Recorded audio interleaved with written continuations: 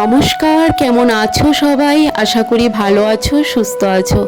আমরাও খুব ভালোই আছি। আমার এই ছোট্ট চ্যানেলে তোমাদের সকলকে স্বাগত আর অনেকটা ভালোবাসা। আজকের ব্লগটাও ফুল তুলতে তুলতেই শেয়ার করছি, কারণ এখন যেটা হয়েছে, সকালে ঘুম থেকে উঠেই শুরু করে দেই ফুল তোলা। কারণ শিউলি ফুল তো জানোই মাটিতে পড়ে যায়।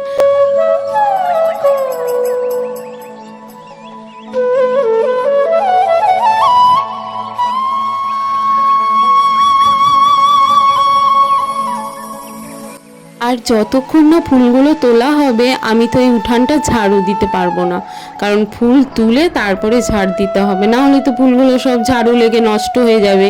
আর সেই ফুলকে পুজোয় দেওয়া যাবে বলো? আর দেখো গাছের মধ্যেও অনেক ফুল আটকে আছে, সেটাকেও খুঁজে খুঁজে তুলে নিচ্ছি।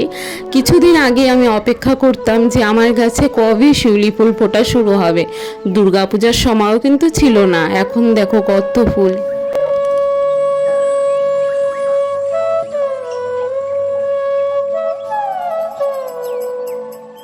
যাক বাবা, আমার ফুল তোলা হয়ে গেছে। এখন ঘরের যত কাজকর্ম আছে শুরু করে দিচ্ছি। এখনও কিন্তু ঝাড় দেওয়া আমি শুরু করিনি। প্রথমে দেখছি গুড়িয়া যে কালকে ওর ম্যাম এসেছিল, পড়াশোনা করেছে, সব বই খাতা একদম বিছানাটার উপরে উল্টে পাল্টে আছে।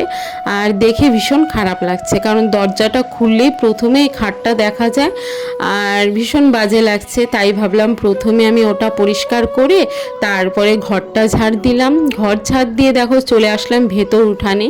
আর ভেতর উঠানে তো আমার ফুল তোলা হয়ে গেছে, তার কারণে এখন ঝাড় দেওয়াটা আমি কমপ্লিট করতে পারবো। আর এদিকে ঝাড় দেওয়া কমপ্লিট হয়ে গেলে চলে যাব একদম বাইরের দিকে, মানে আমাদের সামনের দিকে। তা সেখানেও ঝাড় দিয়ে নেব। এই দেখো এই উঠানটা কিন্তু তাও সামনের উঠানটার থেকে অনেকটাই বড় আছে। এবার পুজো করলে আর সমস্যা হবে না, অনেকটা জায়গা আছে।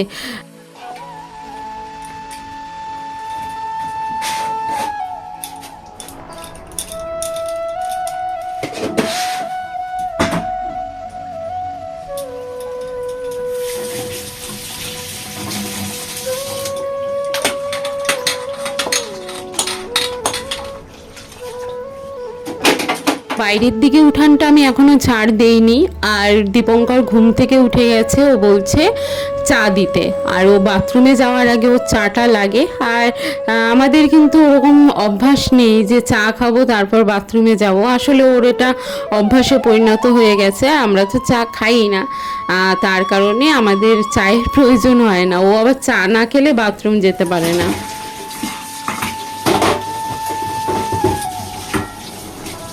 একদিকে চা বসিয়ে দিলাম আর একদিকে দেখো বাসনগুলোকে ধুয়ে ফেলছি, কারণ সময় নষ্ট করলে একদম চলবে না। ভাবছি কত তাড়াতাড়ি কাজগুলো শেষ করব। আর আমাদের এখানে না ওয়েদারটা এমন হয়েছে, সকালে ঠান্ডা লাগে, সারা দিনে কড়া গরম, আবার রাত্রেবেলা একটু ঠান্ডা পড়ে যখন শুয়ে পড়ি। ফ্যান চালিয়ে শুতে হয়, কিন্তু অর্ধেক রাত্রে দেখি ঠান্ডা ঠান্ডা লাগে। আর ওদিকে চাটা হচ্ছে আর আমার বাসন মাজাও হয়ে যাচ্ছে।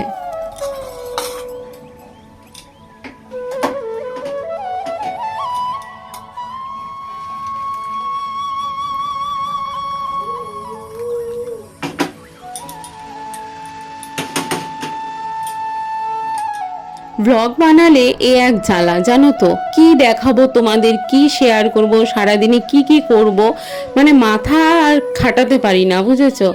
আর যেটা করি সেটাই তোমাদেরকে শেয়ার করি। তারপরেও ভাবি যে রোজ একই কাজ তোমরা দেখতে কি পছন্দ করবে, তোমাদের কি ভালো লাগবে? আর দেখবে যে কোনো একটা জিনিস, আমার তো এমন খুব হয়, আমি যাদের ব্লগ দেখি আমার নেশায় পরিণত হয়ে গেছে। আমি কিন্তু এখন টিভিতে সিরিয়াল দেখি না, আমি সকলের ব্লগগুলোকেই দেখি, জানো।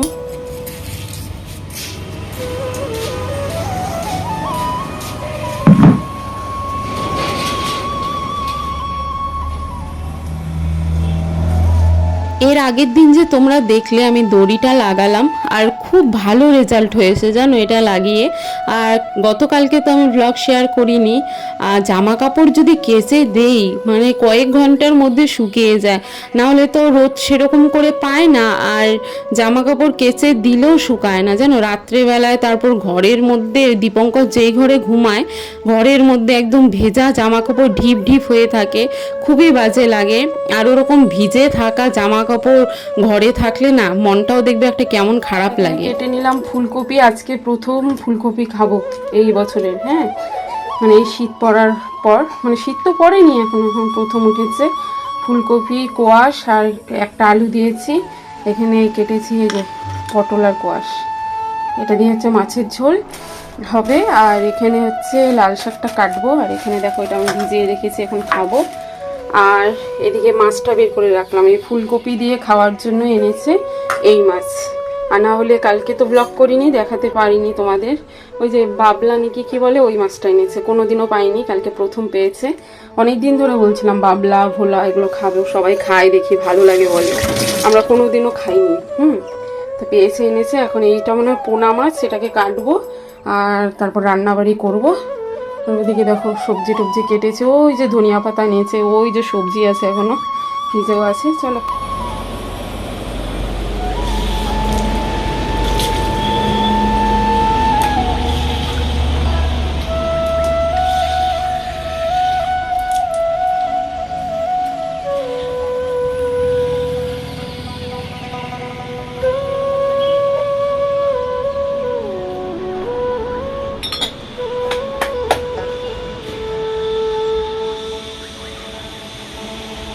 তোমরা হয়তো ভাবতে পারো যে দীপঙ্করকে রোজ এই প্যান্টটা পরেই পুজো দিতে দেখি, ব্যাপারটা কি, ওর কি আর জামা কাপড় নেই?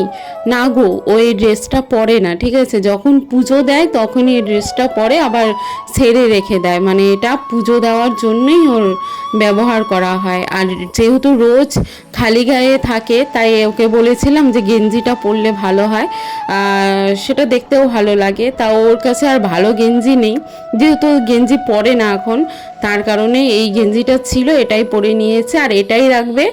প্রত্যেক দিন তোমরা এই গেঞ্জি প্যান্ট পরেই পুজো দিতে দেখবে, হ্যাঁ, যতদিন না পর্যন্ত ও একটা গেঞ্জি আনে। তা ও না কিছু কিনতেই চায় না, বুঝেছো? আমাদেরকে কিনে দেয়, কিন্তু ওকে বলি ওর জিনিস কিনতে, ও একদম কিনতে চায় না, বলে কি যেটা আছে ওটা দিয়েই হয়ে যায়, আবার কিনতে লাগে কেন? কি খেলছো বাবা? পোস্ত না, ওটা সর্ষা। আমরা তো বড় লোক না গো, পোস্ত দিয়ে খেলতে দিব তোমাকে। দিদি যে ফেলেছিল ওটা সর্ষা, সর্ষা, পোস্ত না। আচ্ছা দেখা জানবো। এইখানে আমার হচ্ছে ডজন কইরে ফুলকপি আনছিলাম, যে এগুলা আমি হচ্ছে কুড়াইছিলাম, এগুলা তোমরা খেতে পারবে না। তো হচ্ছে খাওয়ার জিনিস নিয়ে খেলতে হয় না জানো, এগুলা আমি কুড়াইছি তো আমি হচ্ছে খেলবো। কাশি কেমন হচ্ছে বলো? সেই সুন্দর না? এবার কালী পূজায় দেখবো ভুলবা তুমি। হ্যাঁ, ঘুরতে যাইতেও পারবে না, কথা শুনে না। বাটিও নেই। ওটার মধ্যে কি? ওটার মধ্যে দেখি, খোলো দেখি, কিছু তো আছে। দেখি দেখি, হাসি না, হাসি না। ফুলকপি দেখাইছে, ওই দুইটার মধ্যে কি চাল আছে মনে হয়। দেখি খোলতো, যদি সত্যি তেল তুল দেখি না। আলু, আচ্ছা ঠিক আছে, যা বাইসে গেলি যাত্রায়, ফুলকপি বাইসে গেলি। আমি ভাবছিলাম তুমি বকা দিবার জন্য দেখাই। না না, ঠিকই আছে। তেল ঠেল যদি নিস তাহলে আমার মাথাটা গরম হবে, তেলের প্রচুর দাম। কালকে সর্ষে উঠাইছি, সর্ষেগুলো উঠতেছে না, ওইখানে থাকের মধ্যে রাখছি না, এখন দেখি কি উঠানোই যাচ্ছে না। আর না আছে তো আরো অনেক। দেখি দেখি, ও এখানে রাখছো, গাছ হয়ে যাবে সর্ষা। হ্যাঁ ঠিক আছে, আমি কাজ করি। হ্যাঁ, গোলাপটা কিনে দিই।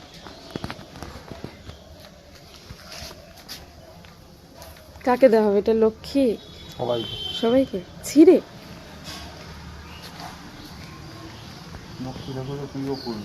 লক্ষ্মী ঠাকুর, পার্বতী ঠাকুর হতো তাহলে। হুম,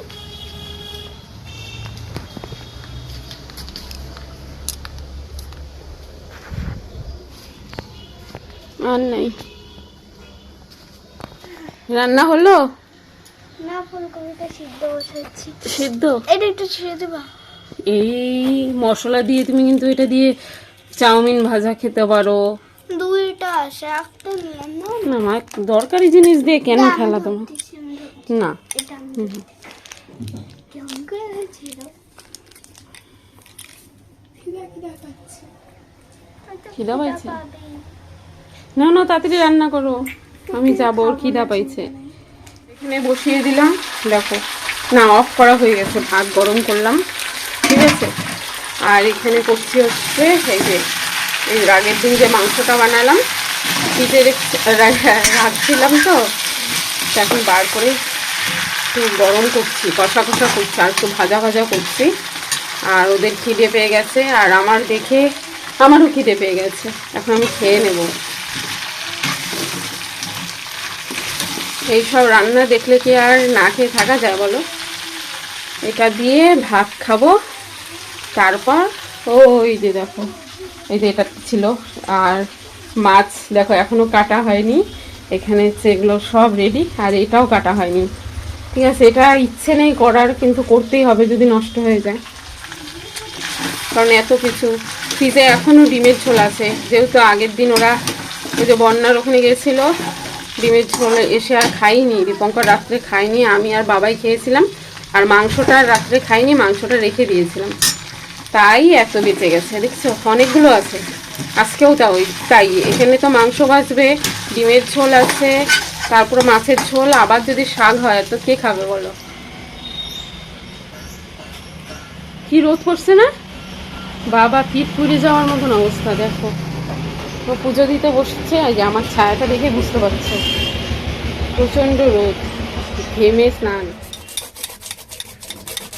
দেখো মাছ কাটার সহজ পদ্ধতি, হ্যাঁ এই যে দেখো এই সাইজের যদি মাছ আনো, তাহলে এই যে এটা কি বলে এটাকে, পেঁয়াজ আদা মানে গ্রেট করার, তাই না? এটা দিয়ে দেখে তো বুঝতেই পারছো, নাম হয়তো ভুল বলছি। এই দেখো কি সুন্দর, দেখো কত আঁশ উঠে যাচ্ছে, একদম আঁশ সব চলে যাচ্ছে। তারপর শুধু দা দিয়ে আমি এই জায়গাটা আর লেজটা কাটবো, আর পেটের নোংরাটা বার করব, তাহলেই হয়ে যাবে। খুব সহজেই হয়, দা দিয়ে না কাটতে অনেক সময় লাগে। দেখো পুরো মাছটা পরিষ্কার হয়ে গেল, দেখেছো? এই যে দেখো নিচ্ছি, দেখবে কত তাড়াতাড়ি হয়ে যাবে। দেখতে থাকো তাহলেই বুঝবে।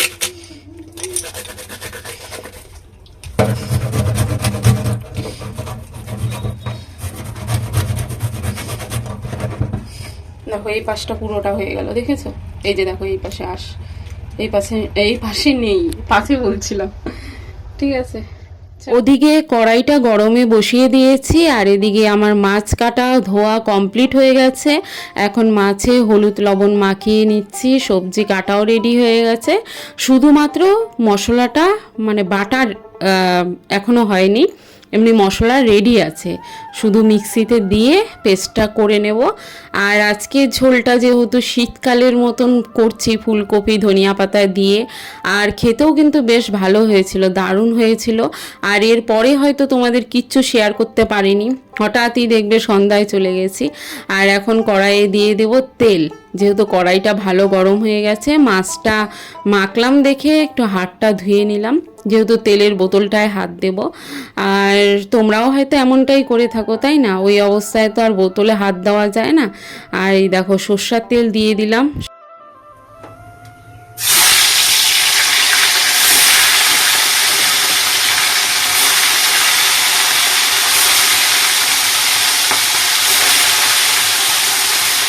সবার প্রথমে কড়াই দিয়ে দিয়েছি তেজপাতা, শুকনো লঙ্কা আর সাদা জিরে, তারপরে দিতে লাগতো পেঁয়াজ কুচি, কিন্তু আমি দিতে একদম ভুলে গেছিলাম, হঠাৎ করে সবজিটা দিয়ে দিয়েছিলাম। তারপরে মনে পড়েছিল, তারপর মনে পড়ার পরে পেঁয়াজ কুচিটা দিয়ে কিছুক্ষণ ভেজে, ফুলকপিগুলো দিয়ে ভেজে, হলুদ লবণ দিয়ে কষিয়ে, তারপর জিরে বাটা, আদা বাটা, লঙ্কা বাটা দিয়ে ঝোলটা আমার রেডি। আর সবার শেষে ধনিয়া পাতা দিয়েছি। আর এদিকে চলে আসলাম আবারও জামা কাপড় কাচতেও, যে তোমাদের বলেছিলাম যে আরও কিছু নতুন জামা কাপড় আছে, সেটাকেও ফাঁকা করে আলমারিতে ঢোকাতে হবে কেচে কেচে, ঠিক আছে? চেয়ারটা ভর্তি হয়ে আছে, তার কারণে ওটা ফাঁকা করছি, জানি না আবার কোন দিন বৃষ্টি নেমে যাবে। আর এখানে যেহেতু সাদা যেই জামা কাপড়গুলো ছিল এটাতে একটু নীল দিয়ে দিচ্ছি। এমনি কেচে নিয়ে এসেছি আমি বাথরুম থেকেই, কিন্তু নীলটা এসে বাইরে দিচ্ছি।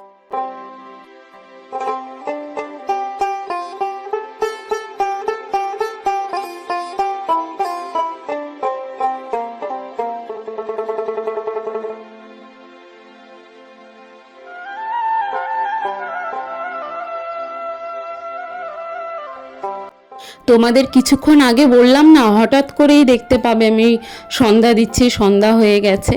তা আমার সন্ধ্যা দেওয়া কমপ্লিট হয়ে গেছে। আর আজকেও কিন্তু সেইভাবেই দিয়েছি, তুলসী তলায় ঘিয়ে প্রদীপ দিয়েছি এবং শঙ্খফুও দিয়েছি, ঠিক আছে। আর তারপরে ঘরে চলে আসলাম। দেখো গুড়িয়ার হোমওয়ার্ক এখনো কমপ্লিট হয়নি, সে সকাল থেকে আমাদের কালী পুজোর লাইট লেগে যাচ্ছে, ঠিক আছে।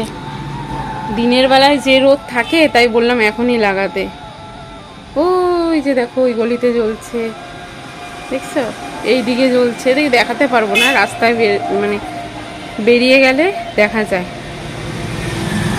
এই চূড়াটা যদি গোটাটা কমপ্লিট করা যেত, 2 থাকের ছিল তো বেশ ভালো লাগতো। আর আমি কিন্তু দাঁড়িয়ে দেখিয়ে দিচ্ছিলাম যে এখানে এখানে এইভাবে দিলে ভালো হবে, আমি আর গুড়িয়া। আর দীপঙ্কর বলছে তোরা ঘরে যা, তো আমি একা একাই করছি আমার মনের মতন করে, আর তোরা থাকলে আমি করতে পারবো না, বেশি বকবক করিস। তাই আমরা ঘরে চলে গেছিলাম। তারপরে ডাকলো যে কমপ্লিট হওয়ার পরে, তা দেখতেই পাচ্ছ খুবই সুন্দর করেছে, সত্যিই তাই।